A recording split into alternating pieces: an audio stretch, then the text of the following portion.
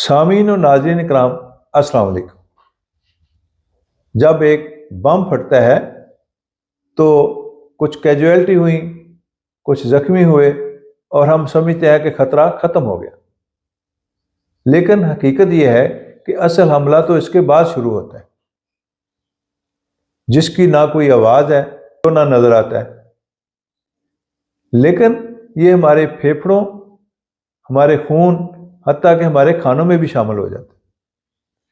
क्या आपको पता है कि एक धमाका हमारी ज़मीनों को साल हा साल तक जहरीला बना सकता है। आज की वीडियो में हम बेनकाब करेंगे ऐसी हकीकत जो अक्सर खबरों में नहीं बताई जाती। धमाके के बाद पैदा होने वाली हरारत, हवा में फैलने वाला धुआं, जहरीले केमिकल, बारूदी ज़रात और इनसे पैदा होने वाले असरात हमारी सेहत, खुराक, पानी और ज़राअत पर।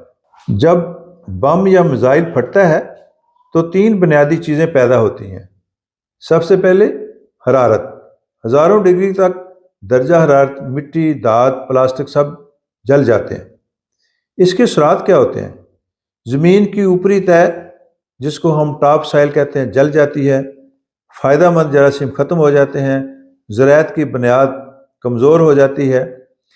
दूसरे नंबर पे है दबाव और झटका। तेज़ प्रेशर इमारतों और ज़मीन को हिला देती है और इसकी वजह से मिट्टी की साख्त ख़राब, फसलों की जड़ें मुतासर और तीसरे नंबर पर धुआं और ज़रात। असल ख़तरा यही है जो बाद में फैलता है। धुएं की मुकम्मल अगर साख्त देखी जाए तो इसमें शामिल होती हैं gases, carbon monoxide, carbon dioxide, nitrogen oxide. इसके अलावा बारीक ज़रात जिसको हम PM 2.5 या PM 10 कहते हैं। ये ज़रात के साइज़ हैं जो कि एब्रीवेशन है पार्टिकुलेट मैटर्स का। इसके अलावा जलने वाले मवाद, प्लास्टिक, रबर और केमिकल वगैरह, ये जिस्म पर क्या असरात करते हैं? फेफड़ों में जाकर सोज, खून में ऑक्सीजन कम, दमा, ब्रोंकाइटिस। इसके अलावा ज़राअत पर भी इसके असरात होते हैं। धुआं पौधों के पत्तों पर बैठ जाता है, फोटोसिंथेसिस कम हो जाती है, फसल की ग्रोथ रुक जाती है।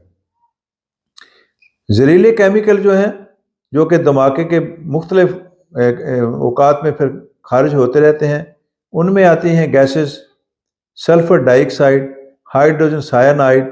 ऑर्गेनिक केमिकल में आता है बेंजीन।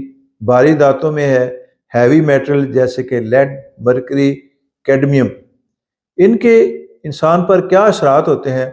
जिल्द जल सकती है, एलर्जी हो सकती है, सांस रुक सकता है, दिमागी और साबी मसाइल, लंबे अरसे में कैंसर भी हो सकता है। इनके ज़राअत पर भी असरात होते हैं।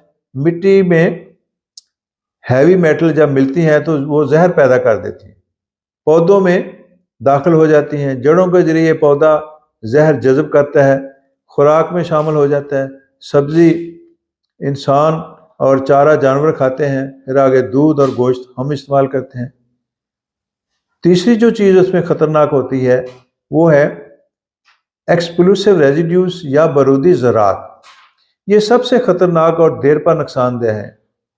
इनकी मिसालें हैं TNT, RDX एंड PETN। ये कहाँ जाते हैं? ये मिट्टी में जज़ब होते हैं, पानी में हल होते हैं, हवा में ज़रात की शक्ल में भी चले जाते हैं। ज़राअत पे देखते हैं जी क्या असर होता है। ज़मीन की ज़रखेज़ी ख़त्म, मिट्टी की कीमियाई साख्त बदल जाती है, बीज मुतासर होते हैं, बीज उगने की सलाहियत खो बैठते हैं, फसलों में जहर, खुराक जहरीली हो जाती है। इंसान पर भी इसके असरात हैं। खुराक के ज़रिए जहर जिस्म में आहिस्ता आहिस्ता चला जाता है, बीमारी फैल जाती है।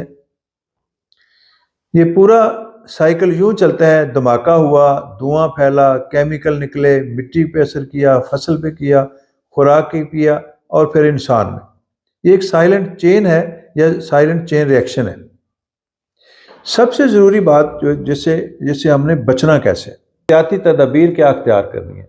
सबसे पहले मास्क इस्तेमाल करें, दरवाजे और खिड़कियां बंद रखें, بلا وجہ ان علاقوں میں نہ جائیں، بلا وجہ باہر نہ پھریں، آنکھوں کو بار بار دھوئیں، پانی کو استعمال کریں، سبزیوں اور فروٹ کو دھو کر استعمال کریں، اور آنکھوں میں بلیک چشمے پہنیں، ہاتھوں کو بار بار بھی دھوئیں کھانے سے پہلے۔ جنگ کا اثر صرف میدان تک محدود نہیں ہوتا، بلکہ یہ آپ کی سانس، آپ کی جلد، آپ کی آنکھوں، آپ کے خون، آپ کی خوراک، آپ کے پانی، آپ کی زمین اور آپ کے بچوں کے مستقبل تک رہتا ہے۔